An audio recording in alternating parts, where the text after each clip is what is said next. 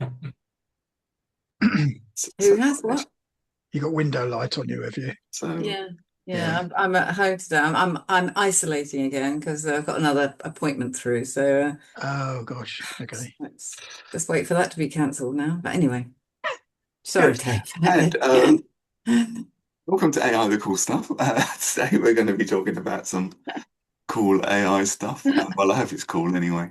And and we will.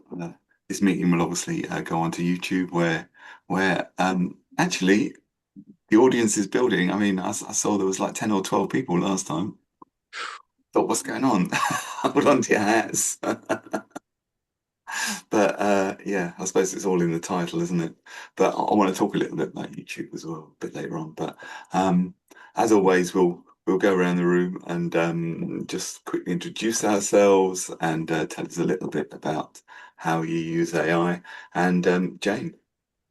Hi there. I'm Jane Chakravorty. The company is Invicta Linux. We provide IT systems to small and medium-sized businesses with a strong focus on privacy and security.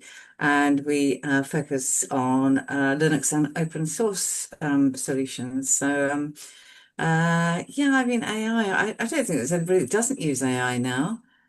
It's and there's big. I listened to a program just the other day. It was about a couple of companies now have been sued or taken to court. Perhaps it's not concluded yet for giving wrong information. You know, that citations that a research paper used, and a chatbot apparently had done had given the wrong information. So therefore, so you know, maybe instead of it being in a very small, maybe there'll be accountability now. Maybe. Anyway, sorry, I've gone on far too long. Thank you, And David. the problem is that AI presents stuff so well. So you I say, know. go off and find me this information. It gives you a wonderful thing. You think, oh, Yeah. that's fantastic. You send it off and it's crap. Yeah. It's made half of it up and Yeah. it's not. And so you're sort of, you do need to fact check what you're actually reading. And I think Yeah. it's good. Like if you understand the subject, getting it to, do stuff for you is brilliant. But if you're people are sort of delving into areas they know nothing about, it's spewing Mm. out. It has a brain fart and gives you duff info, and you don't know that because you don't know the subjects. But anyway, Mm. Andy. Yeah, Andy Harris. I help people win business for their websites. The AI side of things, yeah, I use it all the time. Currently working on a system that creates content clusters for people of quality content and gets them ranked very high, very fast. Um, and the tests are looking very, very good at the moment. So that's a good use of AI because it will just create the stuff for people for minimal pain. Okay, perfect. Thanks, Andy. Dave, Thank you. Yeah, so I'm Dave with this Cornwell. boring background. Like boring background. So it's Emily's picture there, which is rather nice. Yeah. It is. You need to mention her full details because when she's a famous artist down the Yeah. line, you can refer back to this. She's a nutritionist now, so Oh. Okay. uh, yeah. So I'm a career coach. I help people to enjoy work more, get the jobs that they want. Yeah, to thrive in their work and make sure that their work supports whatever they do outside of work. In terms of AI, I've been this week. It's been really useful actually. I've got a workshop proposals to do for a conference in June, and so I got AI to help me design the workshop. And I said, right, let's do a proposal. And it produced this wonderful proposal. And then I had a look at the proposal form, and it said, in 100 words, describe this workshop. So, but AI was brilliant in summarizing all of this guff that I had down into 100 words. So we'll see just how good it was as to whether or not the workshop gets accepted. But there we go. What AI did you use, Dave? I used Copilot for that. It was quite good, but I was doing some work on it one day, and I said, "Will you remember this conversation if I come back tomorrow?" And it said, "Oh yes, I will." And I went back tomorrow, and it said, "What conversation yesterday? I don't remember things overnight." But luckily, I copied it out, so I just chucked it all back in, and we carried on. But the other interesting thing, I was just looking on the news this morning. Cambridge University have been doing a study on AI in toys for toddlers. So there's a lot of toys out there for toddlers using AI now, so they're interactive. And they had a film of this toddler playing with it, who eventually got bored with it, actually went back to reading a book. But when the toddler said "I love you" to the toy just said, "That is beyond the parameters of our remit," or something like that. Wow. But Rejection at such an early age. Yeah, but it's an interesting thing as to what are the boundaries and the design that goes into those toys as well. Was it a Jimmy Savile doll? Well, maybe, yeah, because the question the presenter asked, I thought was quite interesting, because they were saying, oh, parents need to test the boundaries of these things. So the presenter said, so if, as a parent, I might test it and make sure it's not going to respond to anything sexual or about violence or things like that. But if I do that, is that then training the AI model that it's okay to talk about that stuff? So I think there's a lot of interesting issues around. On a basic level, I used to have the ABC toys for the kids, and I used to try and put rude words in them. And that when you did that, it used to say like, "Oh, that tickles," when it got to the last letter of the word. So they were thinking about it even then. Okay, interesting. Yeah. Anyway, I thought it's an interesting thing that AI is an issue for toddlers. Yeah. Yeah, brilliant.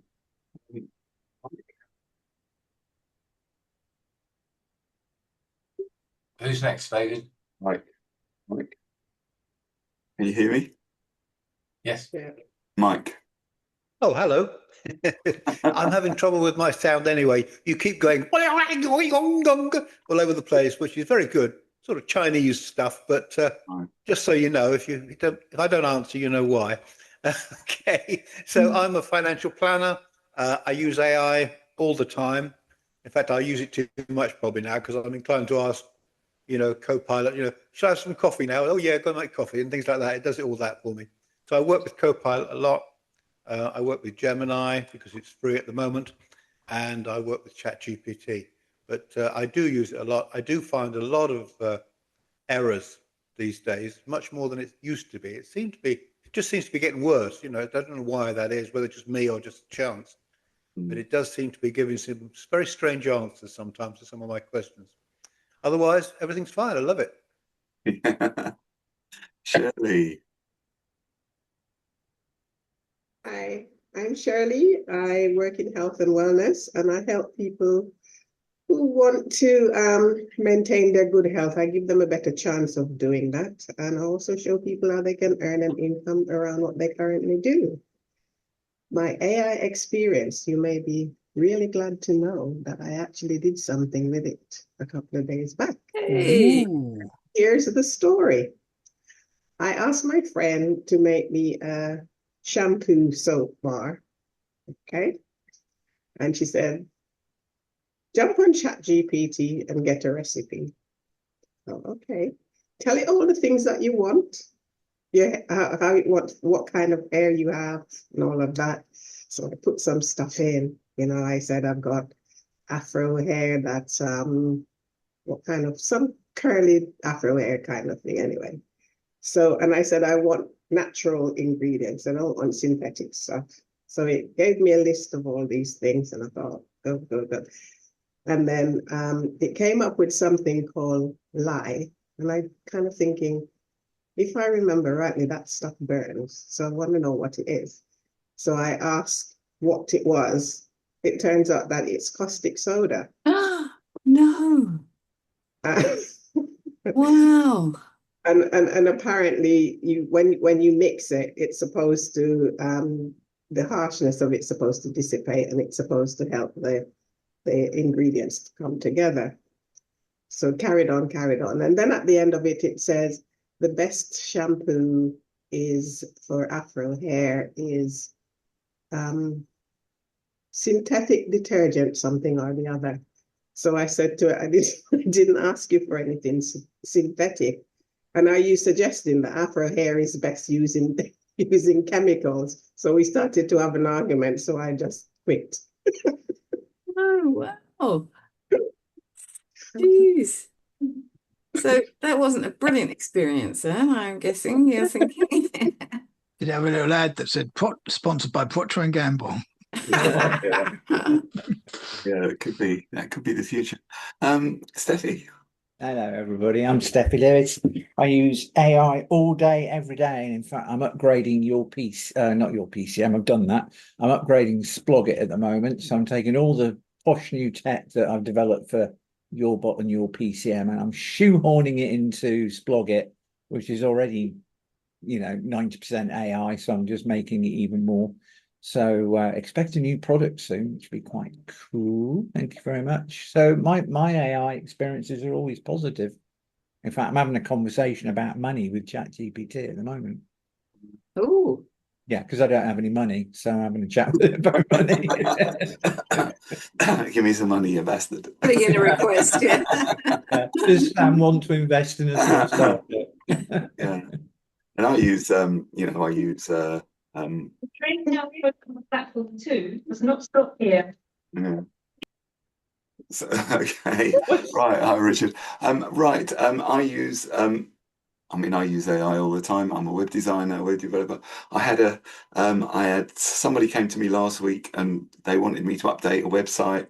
I saw it was built in a certain theme it was in Divi theme, which is quite easy for me to do, and I gave her quite a fairly low quote because it was amendments, not I didn't have to do any redesign or anything.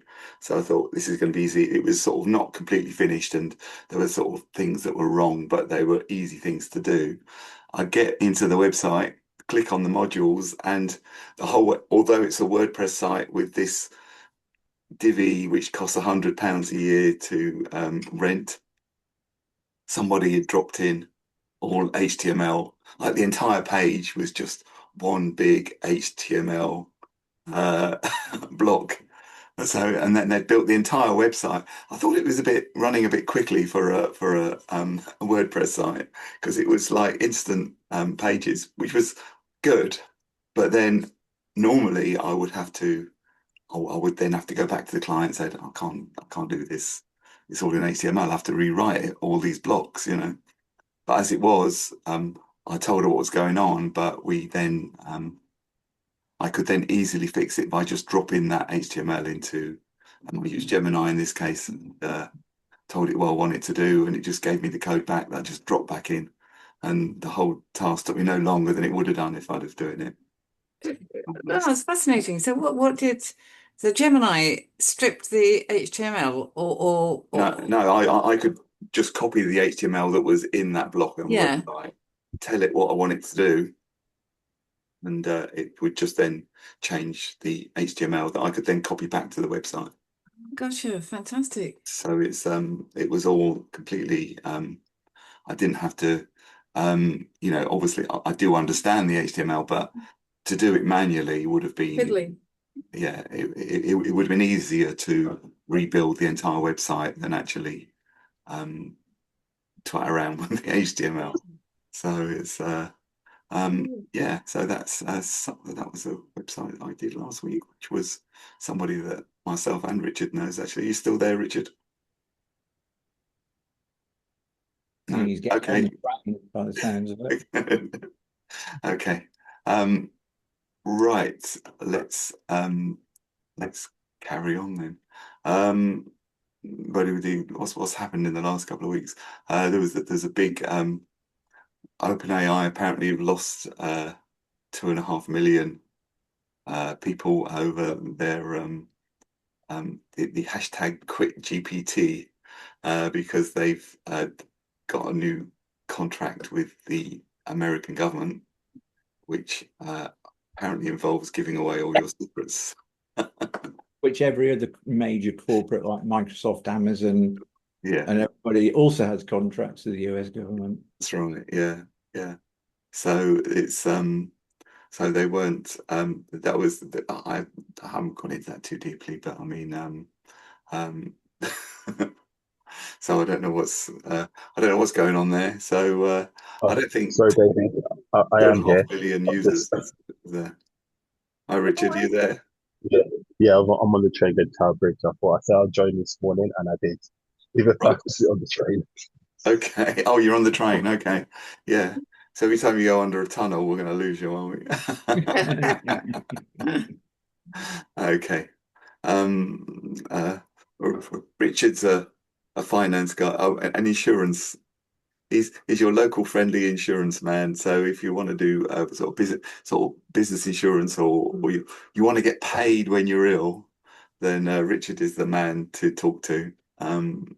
So me and Shirley know Richard from in real life, and I believe he knows Steffi virtually now, and we'll be having a conversation with Yeah, Dan. Richard joined your PCM yesterday. Okay, fantastic. Yeah, he set up his free account, which is cool. Okay, Thank you, Richard. okay, fantastic. And then yeah, so and then ChatGPT brought out 5.4, which I haven't used yet. It's a significantly better at computer use, apparently. I don't know if anyone's found that. It's 5.3 instant at the moment on the app. Right. Okay. Okay. And I think it's the desktop. It's 5. Yeah, the desktop version is 5.3. That's all I've got. I may get upgraded at some point. Yeah. Yeah, maybe it's just rolling out slowly. I was going to say, obviously, Shirley wasn't impressed with the version. There's that came out on March the 5th, apparently. But I mean, that's there. And Meta have integrated Manus into their ads, into Facebook ads, which is quite interesting. I know, obviously, Llama's not up to the job because it's an agent rather than a chatbot. But I mean, yeah, it does it autonomously does it investigates your competitors and sees what they're doing, and then it builds reports and it can manage your entire campaign, which, if you know anything about Meta and Facebook, would probably mean you spending a bit more money. You leave it on autopilot, it'll decide that the best thing for your business is to spend more money on ads.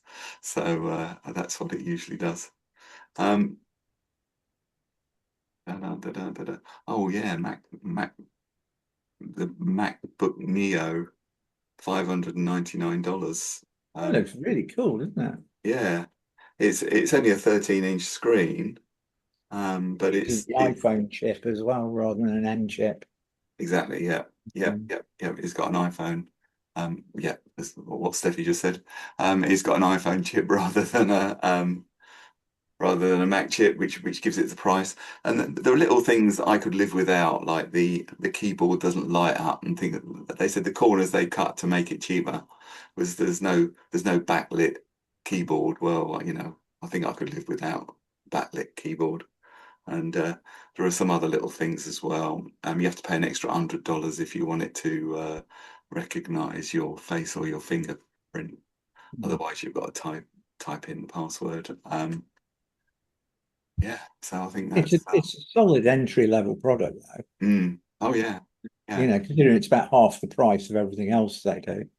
Exactly, and it's designed for AI use, apparently. I don't know in what way. Presumably your AI glasses, how much? About $5,000, aren't they? The Apple AI glasses. Presumably they'll connect up to your $599 MacBook, no problem. So it's the AI glass. I saw loads of things about AI glasses recently, and I saw that Meta's AI smart glasses, their tagline was designed for privacy, controlled by you. They're now being sued because it's recorded nudity, sex, and people going to the toilet. So it's there available for other people to see. So they're being sued big time in America. So perhaps they've got to change that designed for privacy and controlled by you tagline in some way. And the other one, there was a mobile phone conference thing last week, and the two things that impressed me when I saw, most of it's like boring stuff, but the other one was the Motorola, that I didn't know Motorola were even still around. Their phone folds long ways. Instead of flipping downwards, it's kind of flips side to side, which makes it super narrow, and it's still quite thin, which is without the screen snapping in half, which is it's always impressed me. So how that works. So I think that's pretty good. And Xiaomi, the cheap Chinese company that brings, like a really decent phone out for about 150 quid, and you brought out a 200 megapixel camera on the Xiaomi 17 Ultra, which is a new there. Now 200 megapixels is unnecessarily large. Because it's unfeasibly large. unfeasibly large. Unfeasibly large. Apparently, what the ideal use for is for like close-ups, and then it's still in great quality when you bring it to full size. Because if you took a full 200 megapixel picture raw, it would be like 100 megabytes per image. So obviously that's going to chew its way through your memory and your storage in no time. So imagine trying to upload that to Facebook. I know, yeah. So it's yeah. So I mean, the 12 megabyte sort of JPEG on Apple, for instance, is 3 megabytes. And then I thought, well, I wondered, when do you think the first digital camera came out? Oh, It was probably in the 70s, and it would have been Kodak. Exactly. 1975, it was Kodak. yeah. A 0.01 megapixel, black and white. And you had to connect it to a cassette tape deck. And it took 23 seconds to record the image once you'd taken the picture. My first ever digital camera was a Fujitsu in 95, 96, and it had a little flip top so you could have a selfie with a screen in the back. And it was 640 by 480 resolution. That was the image that it took. Yeah. Yeah. Because the Apple amazing. QuickTake, I loved the tech. Yeah. Apple QuickTake came out in 1994 with 0.3 megapixels, and most of them are 0.3, but the one you bought was 0.3 megapixels. But it could only hold 8 photographs before the memory was full at 0.3 megapixels. And the first on-phone camera was apparently Nokia 7650, which was I think that's 2000. I haven't written the date down. I'm sure it was 2000 and early 2000s, 2002, something like that. And so I think that 200 megapixels is too much, because it's the quality of the glass that matters, and because the lens is so small, it's very difficult to get a really good. Becomes blurry because of diffraction. Well, what do you do to manage your photos? I find these days, the iCloud is just getting humongous. Yeah. You go in there and there's so much rubbish that you don't want to keep, deleting them all. It's just, I don't know, it's becoming a real. We downloaded Image, the open source one. I mean, that's pretty good, but it's still a lot of work to.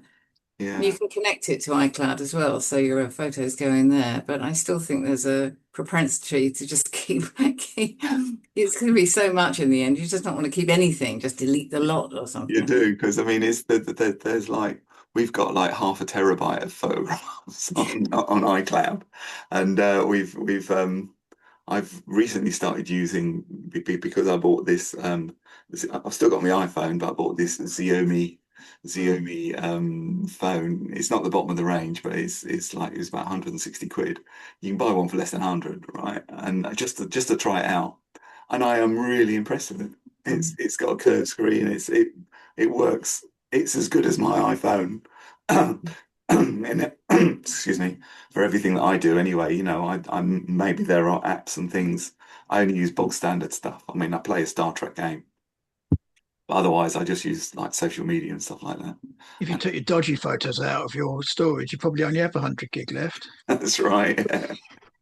Well, I copied them all to Google Drive, to Google, because I'm using this. but you can store your photographs for free on Google. So at the moment, I'll put that rider in until they suddenly say, "Well, hang on a minute, you've got 2 terabytes. We're going to start charging." So it's so you can store your photographs for free. I think Move is you have to pay for it. It comes out your normal storage. So I think they give. I don't know if they give you 15 or 20 gigabytes for free. But if you have the because mine's wrapped up with my Gemini and stuff, and that it's 14 quid, but I get you get 2 terabytes, I think it is, of storage. So it's yeah. So I was impressed with that. Not so impressed with Meta's smart glasses. I think there's and OpenAI sacked off some of their old models, 4.0 and things, and 5.1 instant and thinking were retired as well to make room for 5.4. And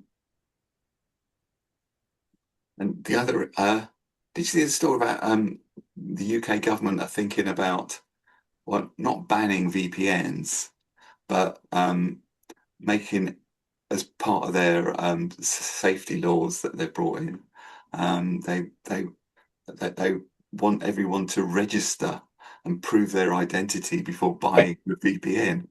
Well, that means it's not a VPN anymore, is it? if you got to register your use first. So so that's quite an interesting move. So they're trying to reintroduce the identity cards, but they're making it voluntary this time.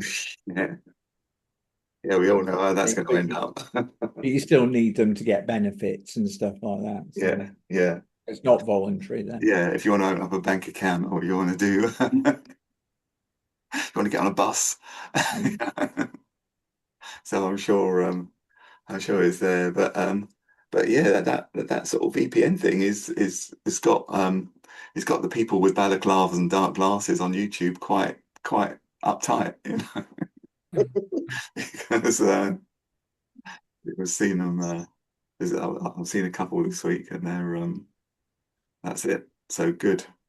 And the other what Steffi sent yesterday about Grammarly have pulled the AI author impersonation tool.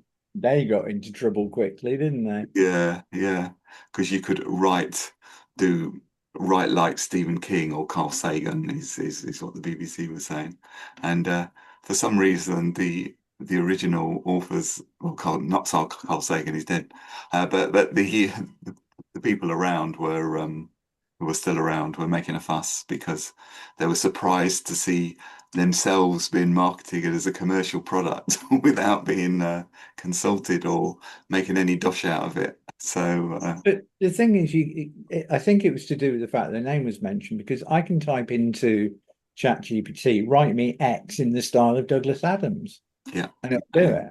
But I didn't, but I think it's because Grammarly named the people. Yeah. It said in the style of an IT expert or in the style of a marketing person. It's because they actually use names of real still living authors and technologists. Yeah.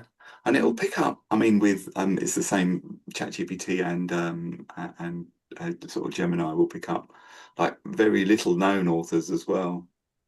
If there's any work around or YouTube videos or something like that, if there's somebody you think, oh, I won't know about him, he only brought out a pamphlet, 15 years ago, and if it's on the internet, it'll have a go at it, So it's quite interesting.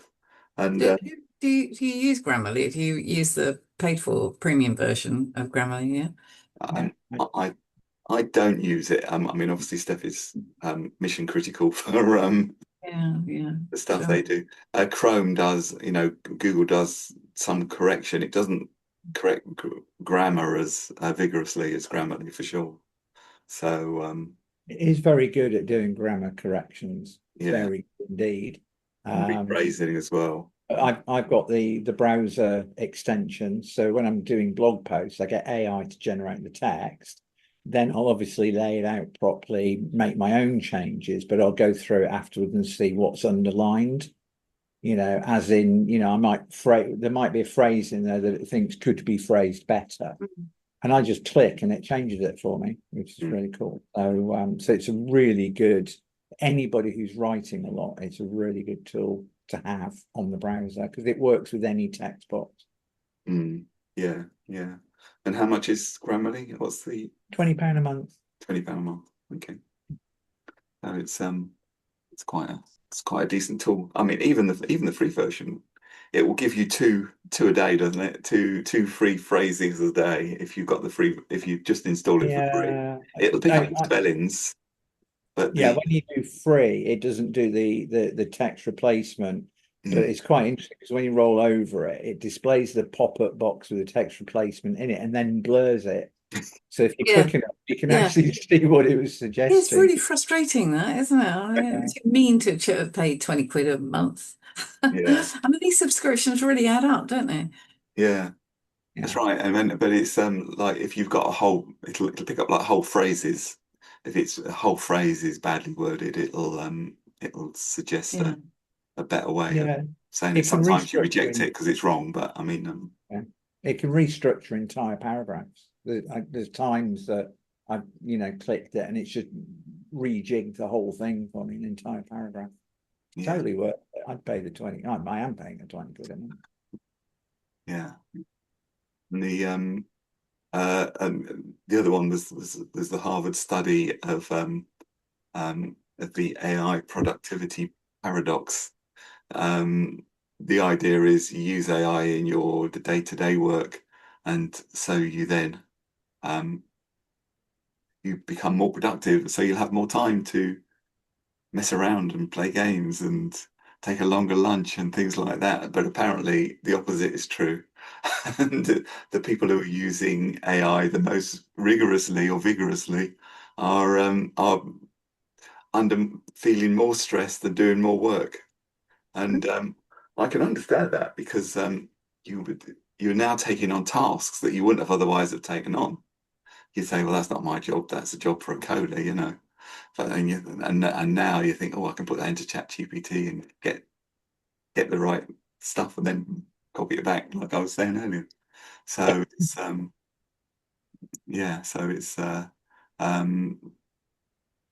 it's kind of, they say that work expands to fill capacity. This is what this Harvard study said.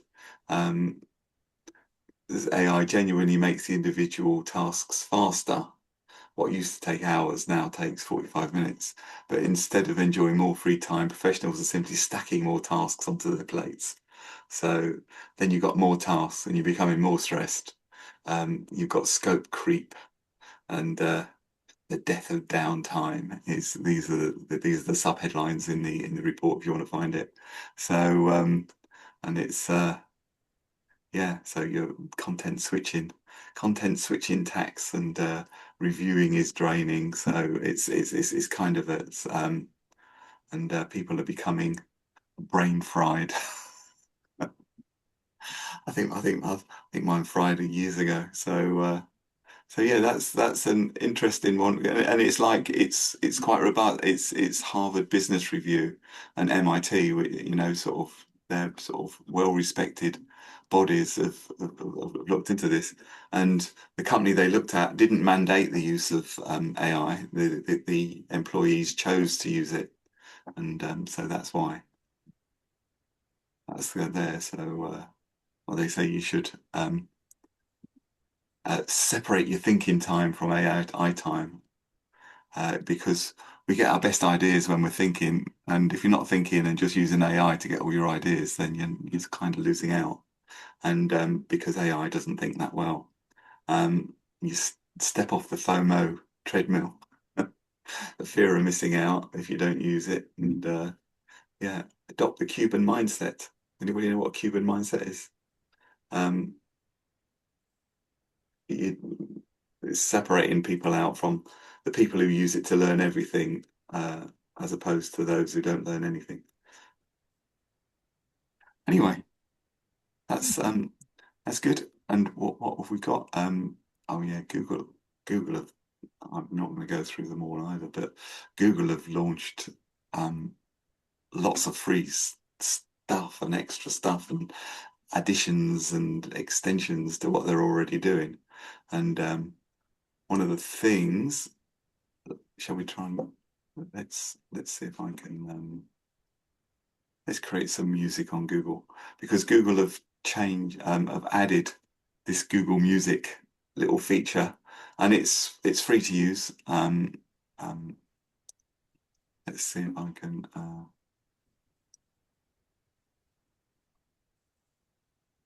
okay, so at the bottom now we've got this.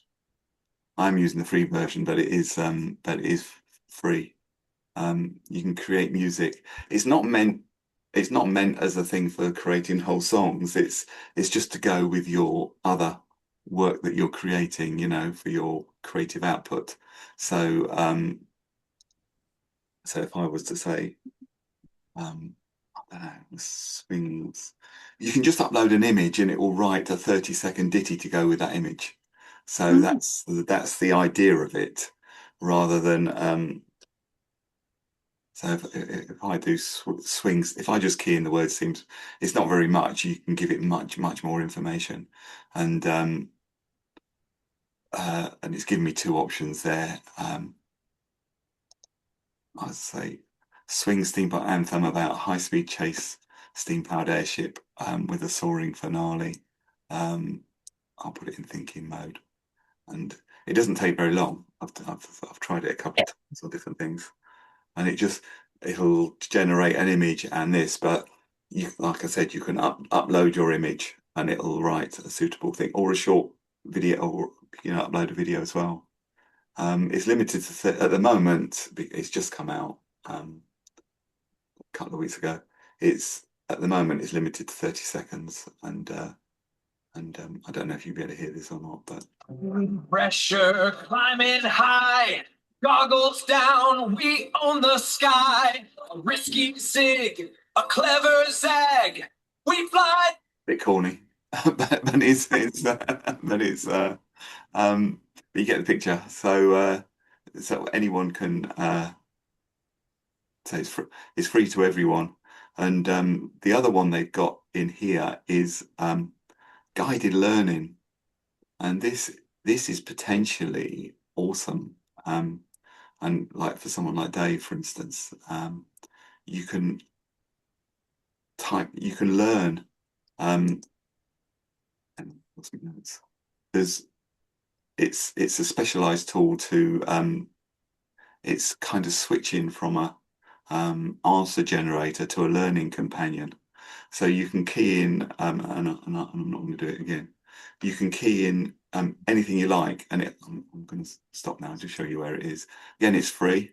You can just key in anything as complex as you like or as simple as you like, and it will create lessons for you where you can slowly.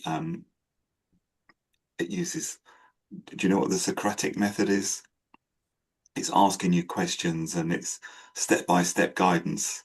So it'll actually guide you through learning. So if you get something wrong, it'll go back over it. It's kind of it's a free LMS really, and it's just a part of a family of tools that Google are bringing out, and it can be used for small courses. You can plug it into Google Classroom. I don't know if you know Google Classroom is another one. I was going to cover that a few weeks ago, and we'll do it more extensively another week. But you can share. It used to be just a simple file sharing hub, Google Classroom, where you could post in videos and you could post in questionnaires and documents and things, and then people would log in and share it and tick it off when they'd done those particular lessons. But now you can create that learning on Gemini, and then you can integrate that into Google Classroom. And again, at the moment it's all totally free. You can create what you like and create those lessons, and then you can you would create the lessons with your Google account, and your students would have to log in with their Google accounts, and you can set different tasks for different students if they're at different levels within that classroom environment. So David, sorry, is this extensions that you have to download, or are they incorporated within no, Gemini just now?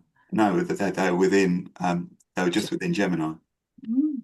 Oh, So you can just click on them and go, you know.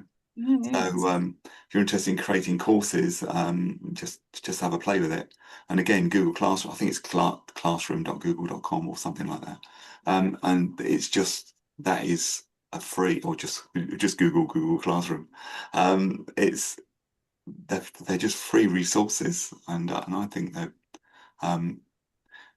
it's a good opportunity. Like if you're starting out as a teaching and running courses and things about any subject, you can do that. And if people are paying you to subscribe to those lessons, because your original cost is quite low, and you're getting your generation costs are quite low, I think there's probably an opportunity there, if you're that way minded, to monetize it, you know. So you would need another system. Google Classroom won't collect the money or anything like that, so you would have to have another way of collecting subscriptions, and then they would then presumably buy a sort of membership website or something like that, and then you would go on. Although you could do it via Stripe or something like that and not have a website, but I would imagine it would work better with a website, and then you can teach any sort of niche subject, really. I suppose you can just if there's a market for it, you might be able to and know nothing about it. Get people on and know nothing about it. Again, it's sort of what I said earlier. Accounts, I guess you'd be much better off teaching a subject, you know, like Linux for beginners, or how your career coaching stuff, and or you know, something, or SEO for beginners, you know, something you know about, to, you know, because then you'll know if it's talking bollocks or not, won't you? And if you do have a one-to-one conversation, you're not looking blankly at your student when he asks you a complicated question, you know. So it's but yeah, I mean, I think that's free. You can integrate YouTube videos, and of course the Notebook LM as well. There's features from Notebook LM can be put into Google Classroom. So they're really the thing about Google is all their stuff is really integrated. You know, I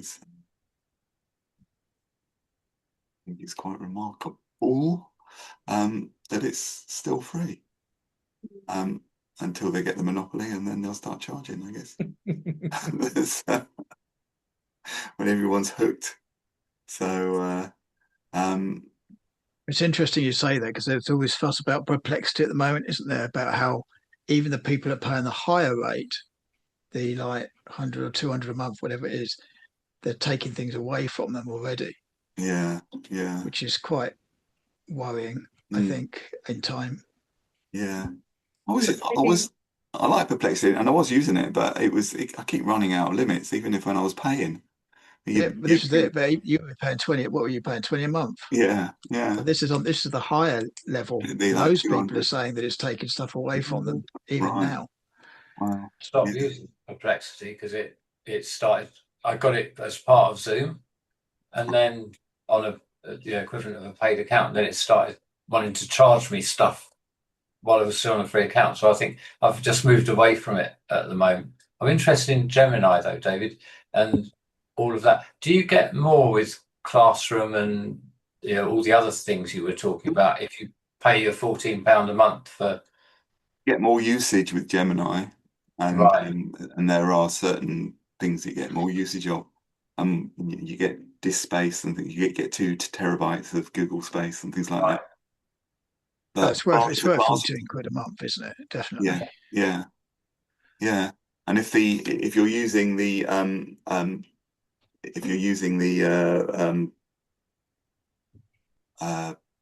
Classroom, it's free as far as I know. Yeah. Well, it is free because I read it this morning. It's just totally free. So, yeah. And the other, there's a lot of things I'm missing out today.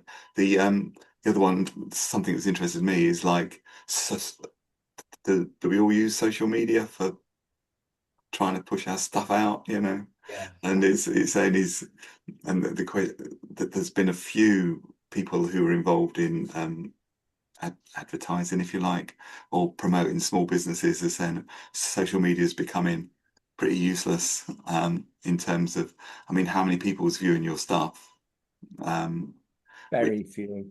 It's getting really, really low, you know, especially if you publish it on even a charity.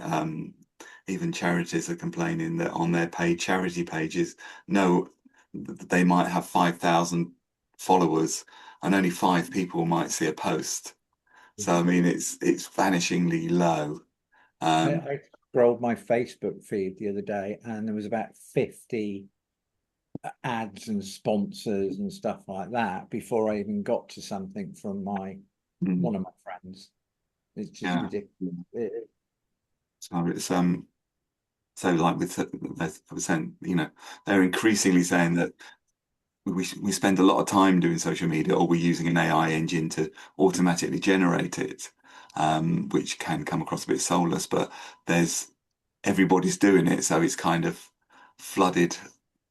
Facebook's flooded with AI generated slop. That's what they call it, and it's slop. So I mean, so very few people are getting to see it. So it's so things like this is true with Instagram and TikTok and LinkedIn as well. Unfortunately, the number of views from unless you pay, then you get to see more. But even that is kind of, if you paid to boost a post, for instance, which people do, you will get more people viewing it than if you did nothing. But it might be the difference between having 5 people, what for a charity, say, the difference between 5 people and 20 or 25 people viewing it, even though they've got 5,000 followers. You know, it's kind of a I was saying there. So it's and plus it's when you're doing social media, it's like push and hope, isn't it? You know, like, you know, you've got no control over the algorithm or anything. You're just pushing and hoping. And they were saying that the same is true. Short form videos are getting less traction as well because there's so many of them. They said, oh, do short form videos because more people will get to see it. So like the shorts on YouTube and on I can't remember what they're called. Yeah, the shorts. Facebook, isn't it Reels or something? Reels on Facebook, yeah, and shorts on YouTube are getting you can mass, if you put something viral on there, you can mass a lot of views but no interaction. So if you're trying to promote your business with a funny reel or short form video, you're not going to get any traction with it because people just watch it and they're just on to the next one, because those sort of people are there just to flip through the shorts and have a laugh and maybe kill an hour watching crap, you know. So they're saying that the move, so although they were advising the short form videos before because they were getting a lot of people viewing them, they're now sort of definitely on the side of the long form video. And so explaining your topic, niching it down, doing a 20-minute video, because it's a totally different audience. They're not suggesting you make these videos to try and make money off of YouTube. They're saying it to attract the right sort of customers, because YouTube is like you know, if you've got an in-depth video that's 20 minutes long, for instance, you've got an audience that's intent to learn what you're saying. So even you might have 12 people watch it, but if you can capture 3 or 4 of those and, you know, inspire them to get in touch in some way, then it's obviously much better rate than having 1 million people watch a short form video and do nothing, you know, in terms of business. So it's and you're building you know, when you build a long form video on YouTube, it's going to be there forever. If you put an ad or a reel on Facebook, it's gone, you know, it's gone within less than a day. It'll never be seen again. And it's whereas long form videos will be there forever. You'll be building content up. And people are seeking this information, and you're building trust with your videos. So it's and trust is, as probably as Andy will tell you, is the biggest online asset you can have, really, because I mean it's and people looking for deeper information, people more likely to be your clients. So Do you all do YouTube videos and stuff? Longer ones, 20 minutes. David, do you? I haven't done any for a while, actually, but I have done them. I haven't done any for ages, but I used to do quite a lot, and it's something actually that's been on my mind, especially since Caroline's been doing her chit chat things, and I think it reminded me to think, actually, I should be doing some of these things. I think it would be worth it. Yeah, because it's kind of the long form videos more sort of evergreen content, isn't it? Because you're sort of it's going to be there. So say if you make a video now and it's a great video, but only 3 people watch it, as you go on, maybe you'll build up to say like 200 people watching your video later on, or 1,000 people watching your video later on.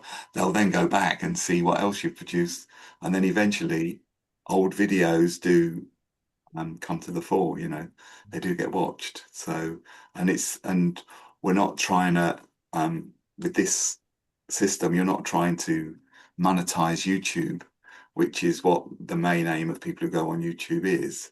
So they'll do something more, you know, commercial, but you're trying to position yourself as an expert, you know, and so that you're positioning yourself as somebody who knows what they're talking about. You can trust me. This is what I do, and so it's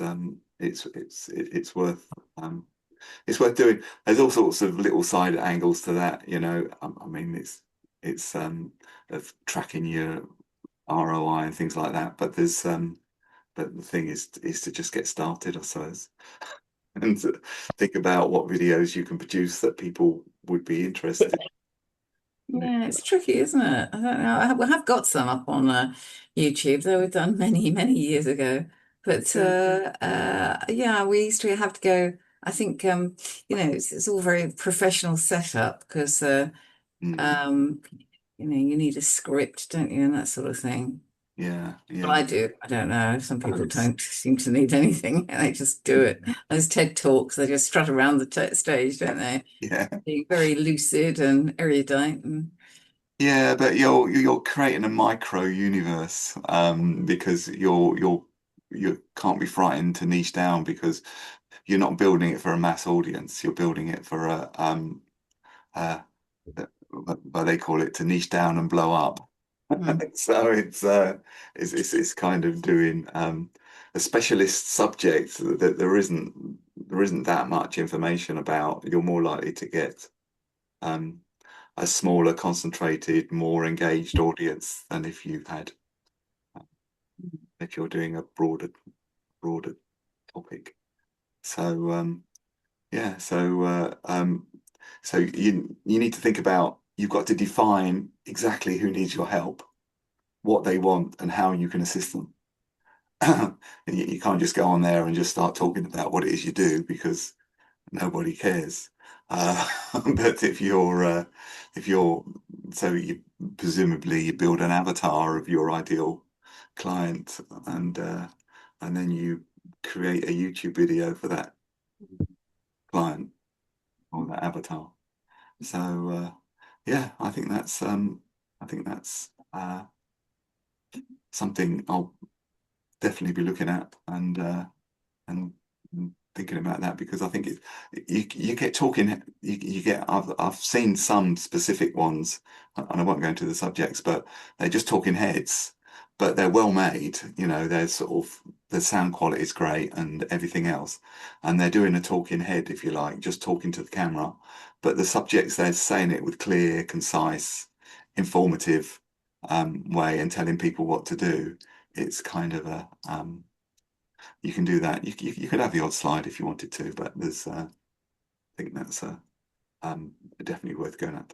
Anyway, that's I think that's all the time we've got then, because I've got another Yeah, I've got to go at 11. Zoom Oh, as it's 11 well. now. So Yeah. so thanks for coming along, guys. Thank you. Thanks, See you David. next week. I shall Yeah. Yeah. Thanks, David. put Have a this on great there, and weekend. we've got a few more things to talk about next week, and see you then. I'm gonna Cheers. stop the Take care. recording. Thanks, David. Bye bye all. Bye.